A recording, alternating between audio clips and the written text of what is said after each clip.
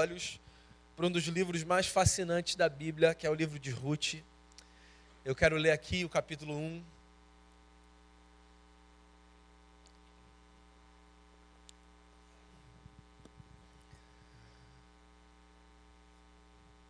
É um capítulo longo, e eu peço que você acompanhe a leitura desse texto,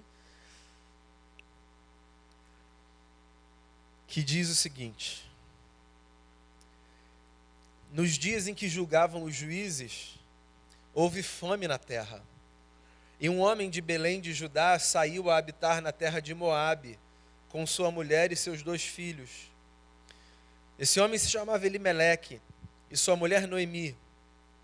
Os filhos se chamavam Malom e Quilion, efrateus de Belém de Judá. Vieram à terra de Moabe e ficaram ali. Morreu Elimeleque, marido de Noemi, e ficou ela com seus 2 filhos, os quais casaram com mulheres moabitas. Era o nome de uma Orfa e o nome da outra Ruth. E ficaram ali quase 10 anos. Morreram também ambos, Malom e Quilion, ficando assim a mulher desamparada de seus 2 filhos e de seu marido. Então se dispôs ela com as suas noras e voltou da terra de Moabe, porquanto nesta ouviu que o Senhor se lembrara do seu povo, dando-lhe pão. Saiu, pois, ela com suas 2 noras do lugar onde estivera, indo elas de caminho, de volta para a terra de Judá, disse-lhes Noemi: ide, voltai cada uma à casa de sua mãe, e o Senhor use convosco de benevolência, como vós usastes com os que morreram e comigo. O Senhor vos dê que sejais felizes, cada uma em casa de seu marido. E beijou-as. Elas, porém, choraram em alta voz. E lhe disseram: não, iremos contigo ao teu povo. Porém Noemi disse: voltai, minhas filhas, por que irias comigo? Tenho eu ainda no ventre filhos, para que vos sejam por maridos? Tornai, filhas minhas, ide-vos embora, porque eu sou velha demais para ter marido. Ainda quando eu dissesse, tenho esperança, ou ainda que esta noite tivesse marido e houvesse filhos, esperá-lo-íeis até que viessem a ser grandes? Abster-vos-íeis de tomardes marido? Não, filhas minhas, porque por vossa causa a mim me amarga o ter o Senhor descarregado contra mim a sua mão. Então de novo choraram em voz alta. Orfa com um beijo se despediu de sua sogra, porém Ruth se apegou a ela. Disse Noemi: eis que tua cunhada voltou ao seu povo e aos seus deuses. Também tu volta após a tua cunhada. Disse, porém, Ruth: não me instes para que te deixe e me obrigue a não seguir-te, porque onde quer que fores, irei eu, e onde quer que pousares, ali pousarei eu. O teu povo é o meu povo, o teu Deus é o meu Deus. Onde quer que morreres, morrerei eu, e aí serei sepultada. Faça-me o Senhor o que bem lhe aprouver, se outra coisa que não seja a morte me separar de ti. Vendo, pois, Noemi que de todo estava resolvida a acompanhá-la, deixou de insistir com ela. Então ambas se foram, até que chegaram a Belém. Sucedeu que, ao chegarem ali, toda a cidade se comoveu por causa delas. E as mulheres diziam: não é esta Noemi? Porém ela lhes dizia: não me chamais Noemi, chamai-me Mara, porque grande amargura tem me dado o Todo-Poderoso. Ditosa eu parti, porém o Senhor me fez voltar pobre. Por que, pois, me chamareis Noemi, visto que o Senhor se manifestou contra mim e o Todo-Poderoso me tem afligido? Assim voltou Noemi da terra de Moabe com Ruth, sua nora, a moabita, e chegaram a Belém no princípio da cega da cevada. Essa é a palavra do Senhor. Foi o ano de 2014, quando, aqui embaixo, no nosso salão, onde a gente se reunia, eu resolvi pregar nesse que eu já disse ser um dos livros mais fascinantes das Escrituras Sagradas. Eu não sei se você estava aqui naquela época. A gente fez uma jornada muito interessante no livro de Ruth, numa série chamada Pecado, Sofrimento e Esperança. Pela primeira vez eu vou repetir, não uma série, mas a leitura sistemática de um livro, aqui nas mensagens de domingo na Igreja Presbiteriana do Recreio. Pelo menos para mim, aquela série ficou marcada de forma muito especial. Eu gosto de histórias reais. Gosto da força que elas carregam. A Bíblia é um livro de histórias. E das muitas histórias que a gente encontra na Bíblia, talvez a história de Ruth seja, para mim, uma das mais impactantes, pela sua força, pelo seu contexto, pela sua narrativa. É possível, então, que você se lembre de algumas das conversas que a gente já teve nesse lugar. Mas, como nenhuma conversa se repete, é possível também que você descubra coisas novas a partir de um texto que você já leu e de uma história que você já conhece. O livro de Ruth é um livro sui generis. A gente não encontra nele anjo, cortina de fogo, sinais, prodígios, milagres, mar se abrindo, nem nada do tipo. É a história comum de uma família comum, como a minha família e como a sua família. Ruth é o nome do livro. Eu não sei se você consegue perceber a força desse título. Esse livro foi escrito, ao que tudo indica, por volta do ano 1100 a.C., período do rei Davi. Há 3.000 anos, naquela cultura, jamais um livro receberia o nome de uma mulher. Os homens eram protagonistas de todas as histórias. Só eles tinham voz, só eles tinham vez. E há 3.000 anos, um livro é escrito para narrar a história de algumas mulheres. O que é mais impactante, se nessa cultura e nesse tempo, esse livro é escrito para impactar e para registrar a história de mulheres, é muito provável que ele tenha sido escrito por mulheres. Mulheres que rompem no seu tempo, que acreditam que sim, têm o direito de dar a sua visão de mundo, de apresentar ao mundo a sua narrativa, e resolvem dizer, nós também temos uma história para contar, quer vocês queiram, quer vocês não. E a nossa história é a seguinte, eis o livro de Ruth.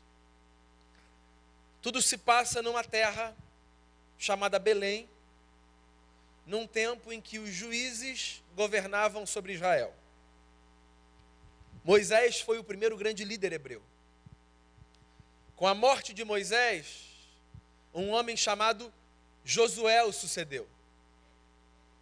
E quando Josué morreu, Deus resolveu levantar juízes que governassem o povo de Israel. Acontece que o período dos juízes foi um período muito difícil para aquela nação. Um período de muita idolatria, de imoralidade, de crise política. Se você olhar para o começo do livro dos Juízes, que está perto do livro de Ruth, você vai, em algum momento, se identificar com as seguintes falas, abre aspas. Naquele período, cada um vivia a partir da sua consciência e do seu coração, fazendo aquilo que julgava ser certo e justo aos seus próprios olhos. Fecha aspas. Você imagina um povo onde cada pessoa faz o que quer, onde não há leis ou normas a serem seguidas e cumpridas. Cada um resolve tomar a sua consciência e o seu coração como árbitro, como régua, como medidor. Você consegue imaginar o caos social? O camarada que se dirige mais para um lado, o outro que se dirige para o outro. Um que acha que deve ir para frente, o outro que acha que deve ir para trás. Cada um tem a sua consciência como juiz. Isso significa, meu amigo, crise política. Isso significa crise econômica. Isso significa crise familiar. Não precisamos de normas ou de regras. Cada um é capaz de dizer o que é melhor para si. No período dos juízes, havia também um outro povo que tinha se apropriado de parte das terras de Israel. E que, por conseguinte, oprimia aquela gente. Aquele período foi então um período de fome naquela terra. Aquela gente não tinha o que comer. E se você quer se deparar com o que há de pior na existência humana, prive um povo de comer. E você verá o que de mais dantesco pode surgir de dentro de cada um de nós. A história de Ruth se passa num cenário como esse. Num pedaço de terra onde o seu povo era oprimido, não havia comida e não havia quem governasse sobre aquela gente. Ruth e o seu marido, Elimeleque, viviam numa cidade pequena chamada Belém, a cidade de Davi. Belém significa casa do pão. E olha só, ironia das ironias, justamente na casa do pão, um povo passa fome. A Bíblia é muito curiosa, porque os textos dos hebreus são cheios de provocações nas palavras escolhidas.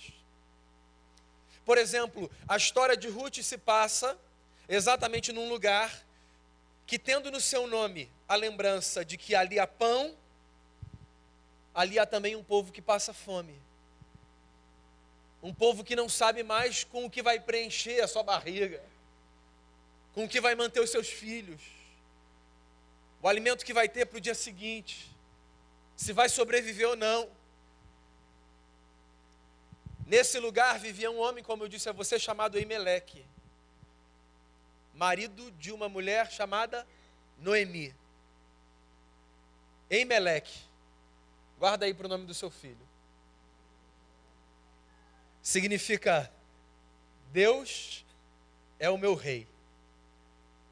Se você não gostou do som, pelo menos o significado é bacana. Deus é o meu governador. Pois, curiosamente e ironicamente, justamente esse homem que tem no nome a lembrança de que Deus governa, justamente ele resolve sair da sua terra para buscar pão em outro lugar, já que falta pão na casa do pão. Mais uma ironia, né? Belém, casa do pão, não tem pão. Elimeleque, Deus é o meu rei, mas eu não confio muito no governo do Senhor. Bem, quem nunca guardou dúvidas no coração, que atire a primeira pedra. O que a gente faz, mesmo sendo temente a Deus, numa hora em que a crise aparece, que as coisas apertam, que a gente perde aquela estabilidade que a gente achava que a gente tinha? O que a gente faz quando a gente recebe uma notícia inesperada? Quando do dia para a noite uma doença aparece na nossa vida? Quando o emprego que a gente tinha, a gente não tem mais? Quando acontece alguma coisa com alguém que a gente ama, e que parece abrir na nossa frente um buraco no chão, o que a gente faz? Nessa hora que a nossa fé é provada, que o nosso nome pode até carregar uma força, mas o nosso coração, frágil que é, faz uma série de perguntas, se vê cheio de dúvidas. Deus é o meu rei, eu vivo na casa do pão, só que não tem mais pão, e eu vou ver se em algum outro lugar alguém consegue governar de verdade, já que aquele que me governa me deixou passar por essa situação. Às vezes a gente pensa assim, né? Quando a gente olha para algumas circunstâncias da vida, a primeira pergunta, legítima por sinal, que a gente faz é: por que Deus? Por que o Senhor está deixando esse negócio acontecer comigo? Por que com a minha família? Por que com os meus? Olha o meu nome. Eu lembro todo mundo que o Senhor é rei, que o Senhor governa. Amo a Ti. Sirvo ao Senhor. E justamente na minha casa, justamente com a minha família, justamente na minha história, a vida nos dá essa sensação de que, porque nós somos gente de fé e vivemos no meio de um povo de fé, nós estamos protegidos e blindados contra as lutas e as adversidades. Mas a verdade, meus amigos, é que assim como a chuva que cai aqui, cai lá, e o sol que brilha aqui, brilha lá, As adversidades que surgem em qualquer lugar, surgem também no curso da nossa história. E a beleza da vida com Deus não está no fato de que nós estamos blindados de todas elas, mas na certeza que nós podemos carregar de que o Deus que nos permite atravessar desertos e adversidades caminha conosco, mesmo no meio das nossas dúvidas, das nossas angústias. Mesmo quando, como Elimeleque, a gente diz, vamos ver se tem outro rei que governa, ainda assim Deus vai com a gente, nos lembrando que Ele está do nosso lado, cuidando, amando, guardando. Pois a história de Ruth então nasce nesse cenário, de uma família que sai da sua terra para uma outra terra, na tentativa de encontrar alívio para a crise que atravessa. Eles saem de Belém, Israel, e eles vão para a terra de Moabe, a 80 quilômetros dali, onde viviam os moabitas. Se você conhece um pouco da história de Israel, você pode imaginar o cheiro de problema que esse deslocamento traz. Pelo seguinte, os moabitas eram um povo que tinha surgido de forma muito problemática. Eram descendentes de Ló, que surgiram a partir de uma relação incestuosa, e como tal, condenada pelo Eterno. Os moabitas viveram de uma maneira muito promíscua aos olhos dos filhos de Israel. Sempre que os hebreus e os moabitas se aproximavam, a história daquela gente era uma história de muito problema, porque eles traziam para o povo de Deus experiências de infidelidade do ponto de vista da relação com o seu Senhor. Eles estimulavam uma moral muito promíscua, eles desviavam os hebreus dos seus caminhos, de tal forma que aquela relação era muito tóxica, muito prejudicial. Às vezes a gente precisa ter a sensibilidade de perceber na vida que algumas relações que parecem bacanas são muito tóxicas, muito prejudiciais. Pais e mães têm um faro muito aguçado para detectar isso na vida dos seus filhos, não é verdade? Cuidado com fulano. Eu não sei, mas não é amigo para você, não me parece. Pois na vida a gente precisa dessa sensibilidade, não apenas para alertar os filhos, mas para a gente. Existem relações que são tóxicas, que são problemáticas, que são promíscuas do ponto de vista da moralidade. Existem influências que são muito nocivas. Pois é, tem gente de quem a gente tem que se afastar mesmo, porque são pessoas que parecem que se aproximam trazendo consigo uma predisposição para levar a nossa vida lá para baixo. E aí a gente precisa de sensibilidade e de maturidade para discernir que ambientes são esses, que espaços são esses, que pessoas são essas. Os moabitas eram um retrato dessa gente. Só um parêntese aqui. Sempre que você estiver lendo histórias da Bíblia, tente enxergar as histórias da Bíblia como uma espécie de arquétipo das nossas histórias. Eu acho que esse que é o grande segredo da gente ler a Bíblia. As histórias da Bíblia funcionam como modelos que, em alguma medida, servem como espelho para as nossas próprias histórias. Veja só as informações que eu dei a você até aqui. A nossa história é como a história do livro de Ruth. Quem aqui nunca foi Elimeleque? Quem, carregando Deus no seu coração e na sua mente, nunca fez perguntas ao Todo-Poderoso? Quem nunca se questionou se em algum momento esse governo de Deus não falhou, não passou de uma ilusão, de um sonho juvenil, de uma experiência que pode ter sido importante para uma fase da vida, mas que não faz mais sentido? Quem nunca atravessou crises relacionais, de saúde, existenciais, profissionais ou de qualquer outra natureza. Essa história é a nossa história.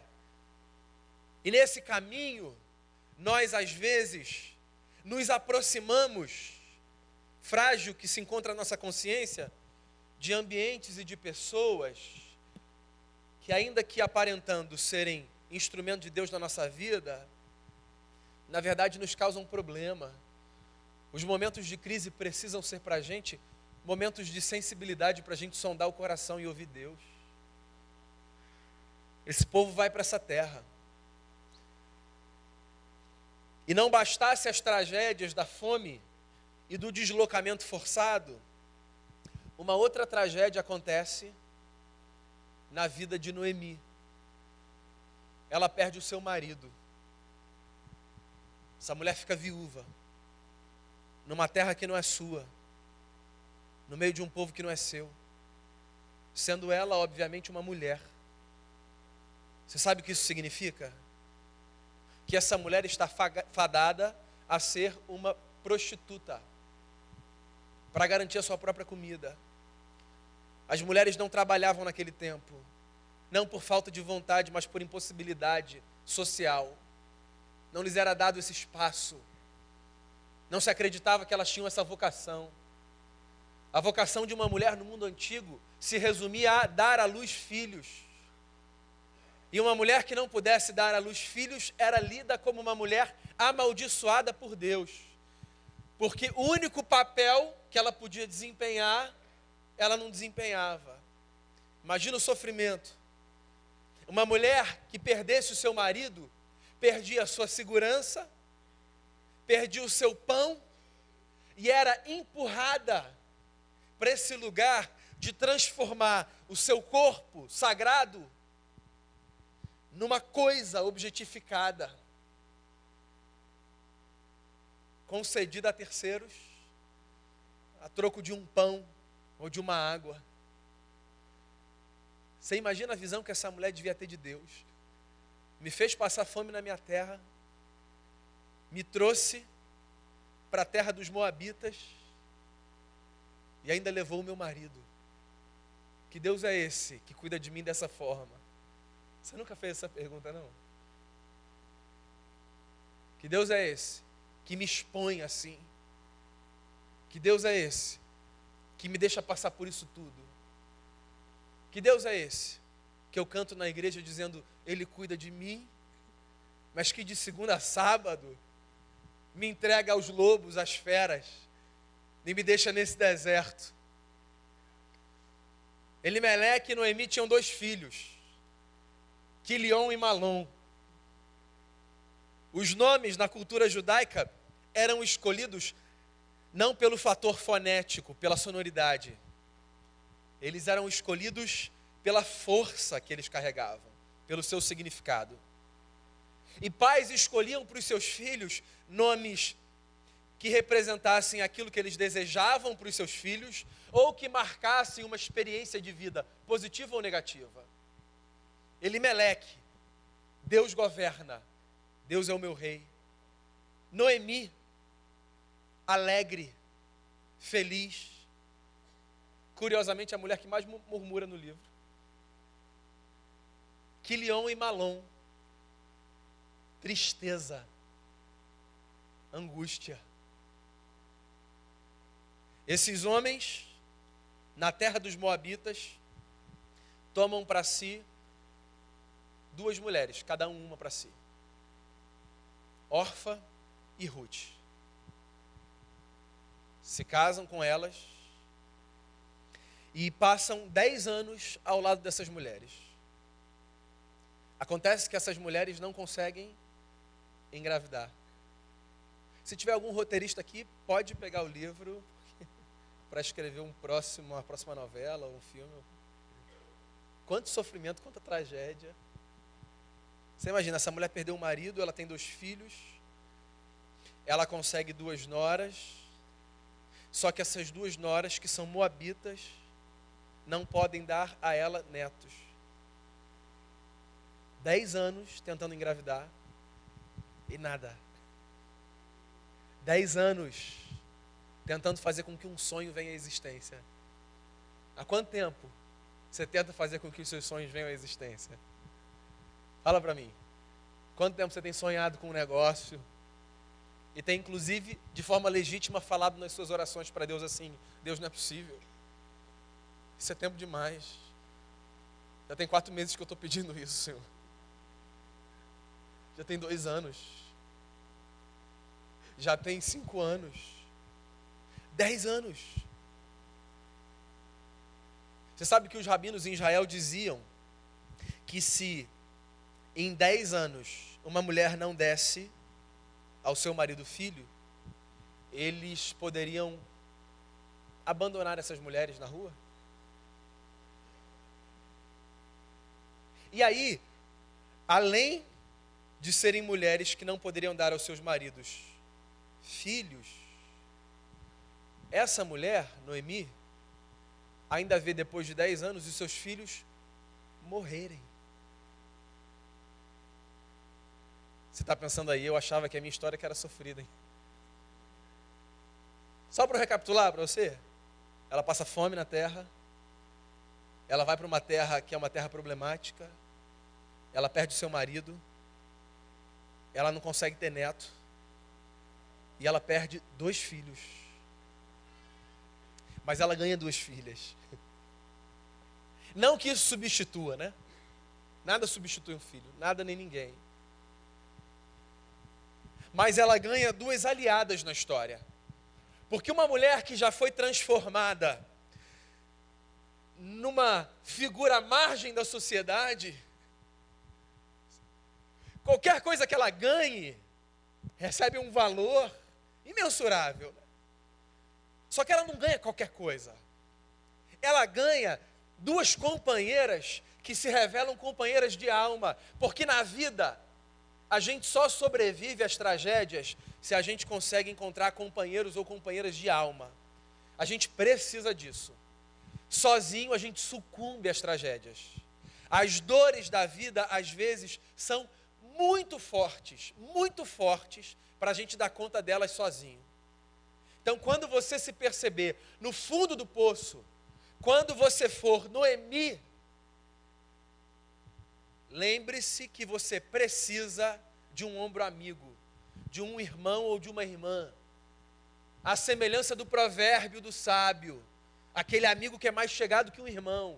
Você precisa. Ninguém pode caminhar sozinho, ninguém pode caminhar sem companhia, porque existe uma fase na vida chamada dor. Uma fase que todos nós atravessamos, todos nós. E nós não sabemos qual será a duração dessa fase. E nós precisamos, exatamente por isso, de companheiros, de companheiras na caminhada. Essa mulher não conseguiu um marido que a sustentasse por toda a vida e que fosse seu companheiro.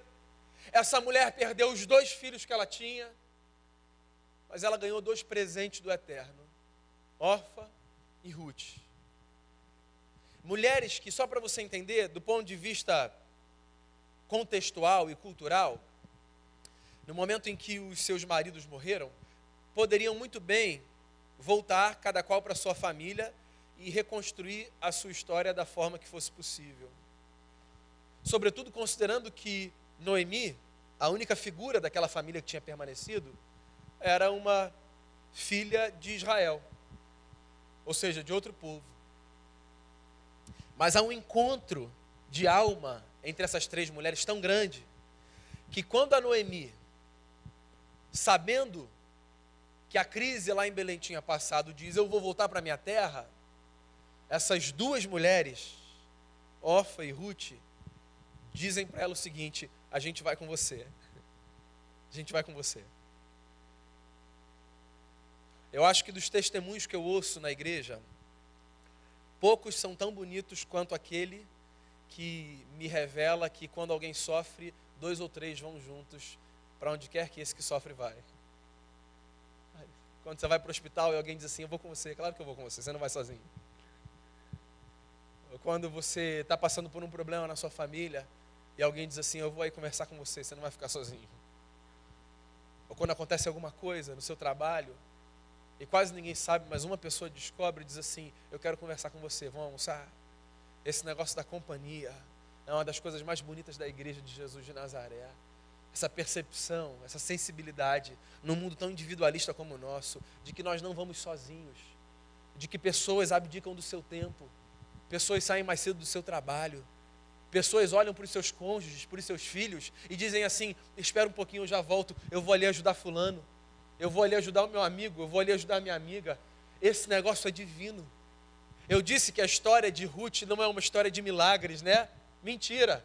Ela não é uma história de milagres do ponto de vista sobrenatural, mas essa história é uma história cheia de milagres. Porque uma mulher que sobrevive à morte do seu marido e dos seus filhos e continua caminhando, isso é um milagre. Uma mulher que atravessa uma crise cheia de fé, isso é um milagre. Uma família que se vê deslocada pela força das circunstâncias, mas que continua no meio da dúvida a acreditar em Deus, isso é um milagre. Alguém que passa por circunstâncias adversas, por problemas terríveis, por desertos profundos, e mesmo falando coisas absurdas contra o eterno, lá no fundo guarda um fiapo de esperança, isso é um milagre. Porque milagre não é só ver anjo aparecer, céu se abrir, mar se abrir. Milagre é a gente ver esse curso doído da vida ser atravessado por gotas de esperança que brotam no nosso coração, quando a gente se lembra que Deus cuida da gente sim. Noemi volta, cheia de dor, porque na vida a gente anda com dor mesmo, a vida é doída, o solo da vida é árido, não existe água em todos os lugares, viver cansa, os nossos medos são grandes, mas a gente caminha, e sempre tem alguém que diz assim: eu vou caminhar com você. Essa Noemi era uma mulher tão especial, que no meio do caminho, ela diz assim: Orfa e Ruth, façam o seguinte, voltem para casa. Eu posso imaginar a cena. Num primeiro momento, quando a Orfa e a Ruth disseram: nós vamos com a senhora, eu imagino essa mulher dizendo: obrigado, eu preciso dessa companhia, vocês vão me salvar. E aí, no meio do caminho, ela para. Tem coisas que a gente só percebe no meio do caminho. E isso faz parte da vida. A gente não tem todas as respostas a priori.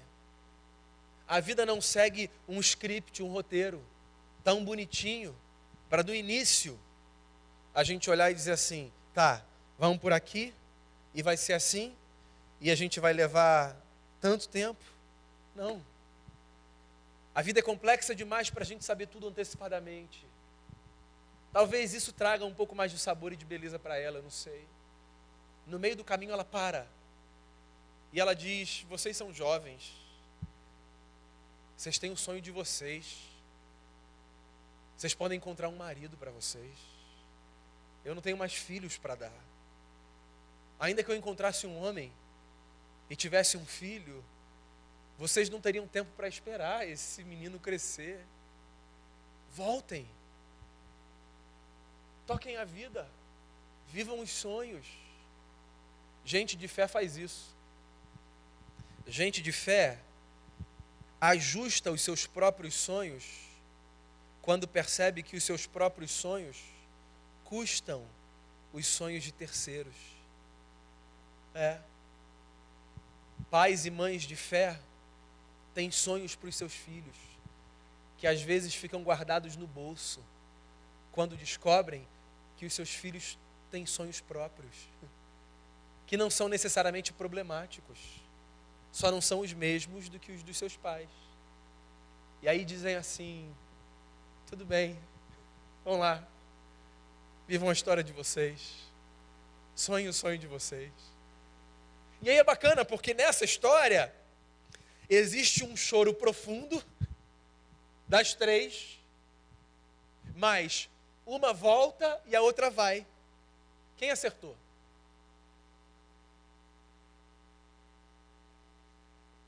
Por que a gente tem que responder essa pergunta, quem acertou? Não tem quem acertou. A vida não é tão simples assim. Às vezes a gente para diante de duas portas e tem uma certa e uma errada. Simples assim. Se eu entrar por aquela, certo. Se eu entrar por aquela outra, errado. Mas no geral a vida é mais complexa do que isso. São muitas portas, muitas. E não necessariamente muitas portas erradas e uma certa. A gente faz escolhas. E a gente banca as nossas escolhas. E se as nossas escolhas estão certas, que bom. A gente ganhou tempo. Mas se as nossas escolhas forem erradas, quanto mais cedo a gente se dá conta disso, melhor. E que bom que às vezes a gente pode parar e voltar e dizer, tudo bem, deixa eu tomar outro rumo. Ou se não dá para voltar, a gente para e pensa e diz assim, tá bom, o que eu vou fazer com isso? O que é que de melhor eu posso tirar dessa escolha errada que eu fiz? Como é que eu posso refazer a minha história? Olha só, a Bíblia é um livro que é encharcado de uma verdade chamada graça. Graça. O que significa que não existe tragédia que não possa ser refeita a partir da graça. Para com esse negócio, meio maktub, meio está escrito, que te faz acreditar que um passo numa direção significa continuar daquela mesma forma para o resto dos seus dias. A vida é mais dinâmica do que a gente pode imaginar. E a gente pode refazer as coisas, consertar as coisas. A gente pode tirar lições de escolhas erradas. A gente pode refazer. A gente pode aprender, a gente pode pedir perdão. A gente pode dizer, eu caminhei até aqui, mas a partir daqui eu acho que vou ter que seguir naquela direção. Elas choram as três. Orfa diz assim, ok, eu vou voltar. Deus abençoe a senhora. E Ruth, agora sim ela aparece na história. Ruth dá uma declaração de fé tão bonita, que mesmo sendo a fala de uma nora para sua sogra, virou o texto mais famoso de casamento, né? É uma declaração de fé, de amor, de aliança, tem tudo ali. Ela fala assim, desiste desse negócio de me fazer voltar. Eu vou com a senhora. O povo da senhora vai ser o meu povo.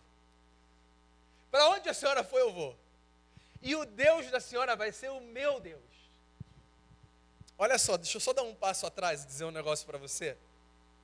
Na cultura daquele tempo, a compreensão religiosa era a seguinte: cada Deus cuidava de um pedaço de terra. Então, cada povo tinha o seu Deus. Os moabitas serviam a uma divindade chamada Camus, ou Camos, como você quiser. O povo de Israel servia a Jeová. Noemi, lá de Belém, povo de Israel, servia a Jeová. Ruth era moabita, ou seja, servia a Camós. Atravessar a fronteira de uma terra para outra significava, na mentalidade daquele povo, estar fora do território de uma divindade e entrar no território de outra. Ou seja, se eu saio de Belém e vou para a terra dos moabitas, Jeová, que é o Deus dos hebreus, não tem mais responsabilidade sobre mim. Eu estou exposto. Agora Camós pode fazer o que quiser comigo. Ruth se encontra com uma mulher que tem uma fé à frente do seu tempo. A gente precisa ouvir as mulheres. Porque Noemi não pensava como agente do seu tempo e do seu lugar. Lá no fundo ela sabia que Jeová abençoava quem quer que fosse, em qualquer lugar. Ela diz assim para Ruth, sua nora: fica aí, Jeová vai abençoar vocês aí. Se isso não é fé, meu amigo, esse Deus que a gente acha que está só aqui, Ele está por aí, ó. Ele não é contido por nada, Ele está em tudo que é lugar. Onde é que você vai ficar? Fica, Deus está com você. Para onde é que você vai? Vai, Deus está com você. Para de achar que Deus está ali. Para de achar que Deus está naquela casinha ali na Ernesto Pinheiro. Para de achar que Deus mora ali naquele prédio. Mora nada. Ninguém mora aqui. A gente se reúne aqui e Deus vem para cá com a gente. E Deus vai para onde a gente vai com a gente. Num prédio que a gente chama de igreja ou em qualquer outro lugar. Porque igreja é a gente e Deus caminha com a gente. Deus não tem território, não. Fica, viva a sua vida. Jeová vai te abençoar. Uma mulher de fé que encontra outra mulher de fé.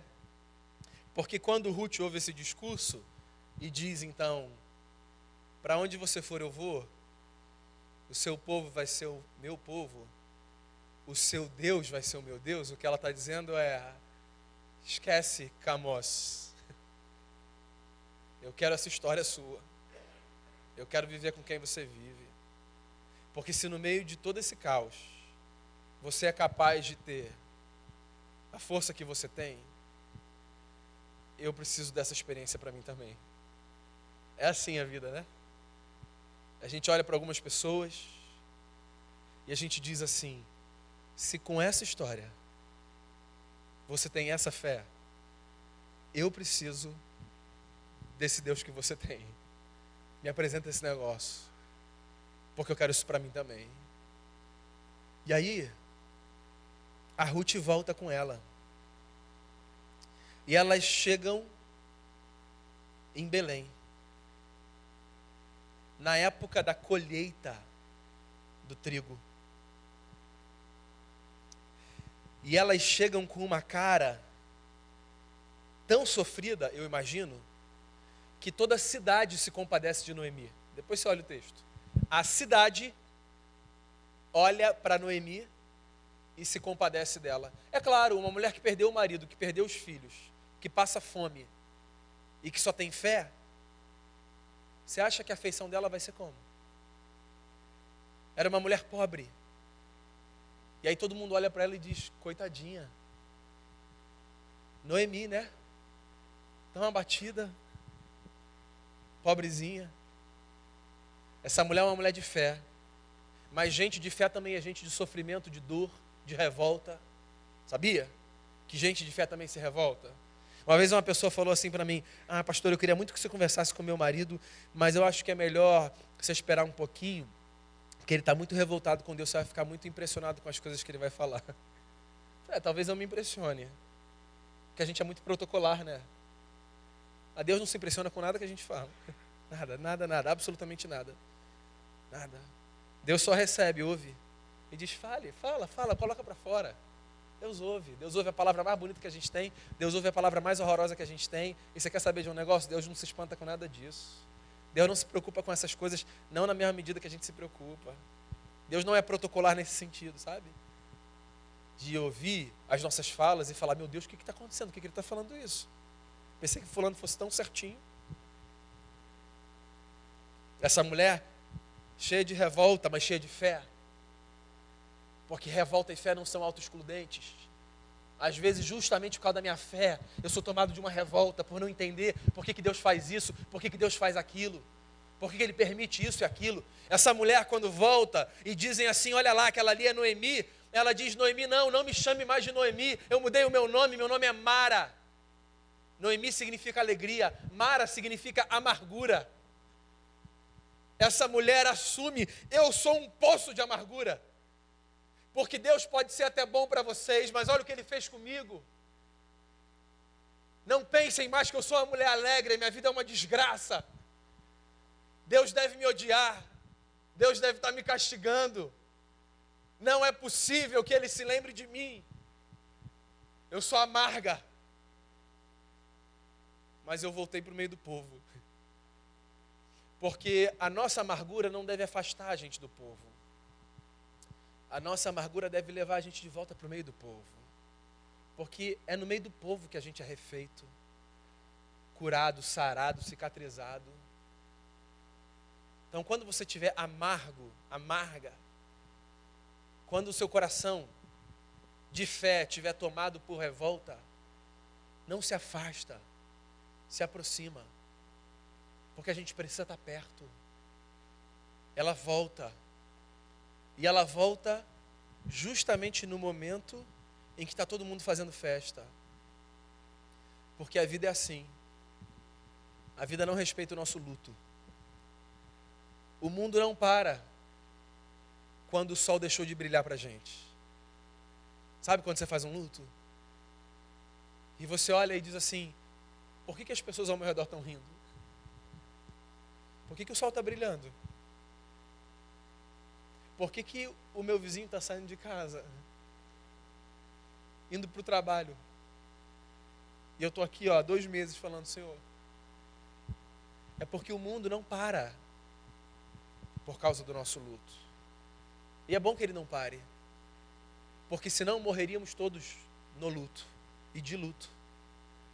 O mundo continua se movimentando, porque são os movimentos do mundo que vão fazer com que a gente se refaça diante de cada luto que a gente atravessa.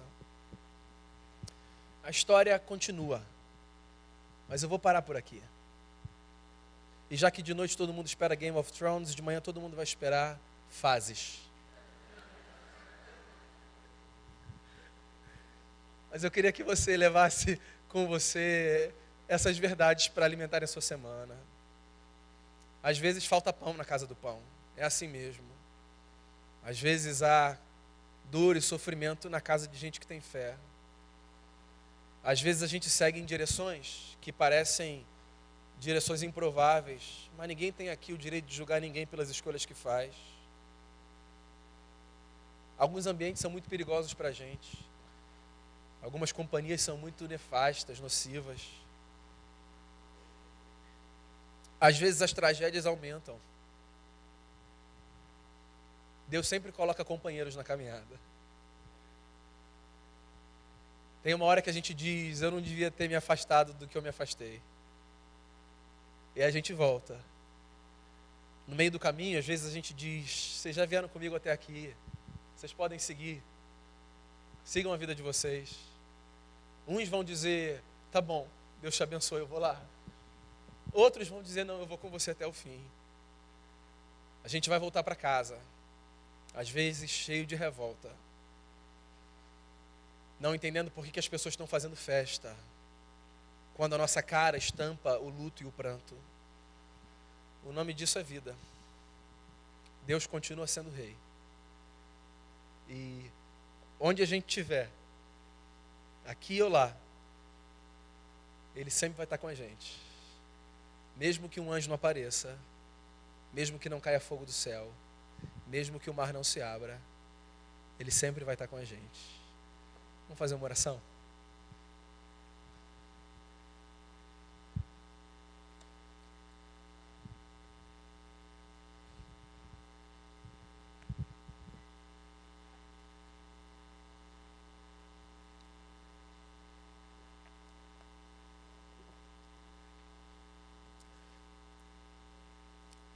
Queria encorajar você a orar aí no seu lugar. Não sei se existe algo específico pelo qual você deseja orar.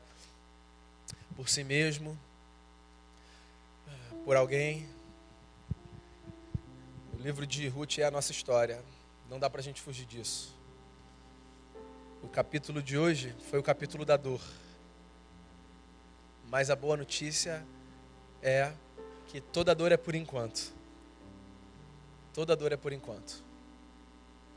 E eu queria convidar você à oração. Se você deseja uma palavra de oração, porque entendeu que esse capítulo, essa fase,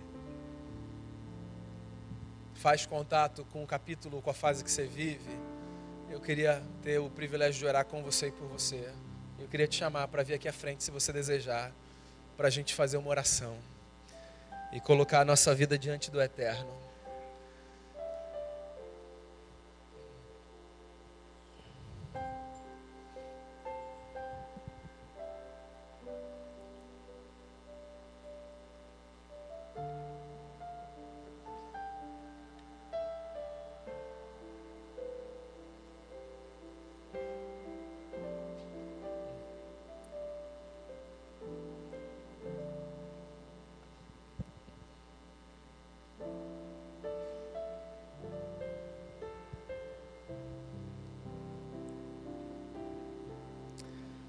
Senhor, com toda a sua beleza, a vida nos é desconcertante. Com toda a força que há nela, existem coisas que desestabilizam a gente por dentro, numa medida que o Senhor entende. E essa é a nossa história. A história de Noemi, de Elimeleque, de Ruth. Essa história é a nossa história, Pai. Eu quero colocar diante de Ti a nossa vida e pedir ao Senhor, em nome de Jesus, que no meio de toda dor, de toda possível amargura, às vezes da revolta, que lá no fundo exista um fiapo de esperança. Porque a gente é dessa gente que carrega no coração esperança. E é isso que sustenta a gente. Obrigado por cada ombro amigo que aparece na nossa história. Obrigado, Senhor. Não existe absolutamente nada que seja mais maravilhoso do que descobrir no meio da dor que existe gente que coloca o seu próprio sonho de lado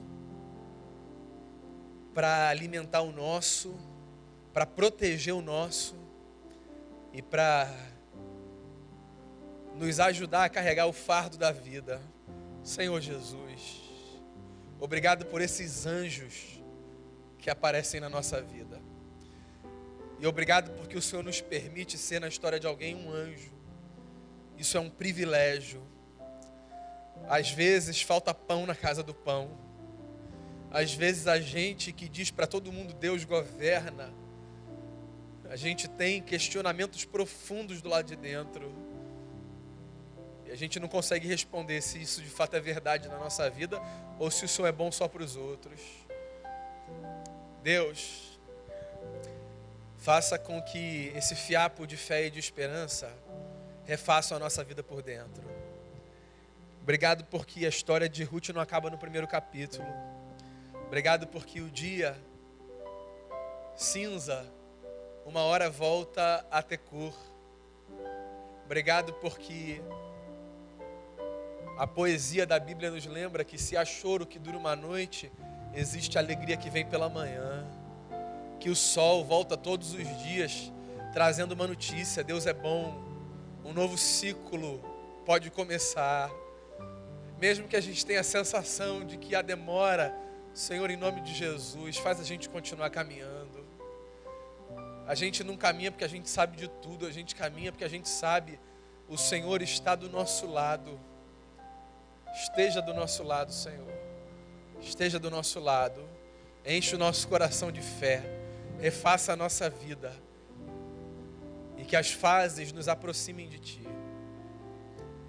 É o que eu peço ao Senhor. Com todo temor e confiado no mérito de Jesus, o nosso irmão mais velho. Amém. Amém. Deus abençoe você. Volte para o seu lugar.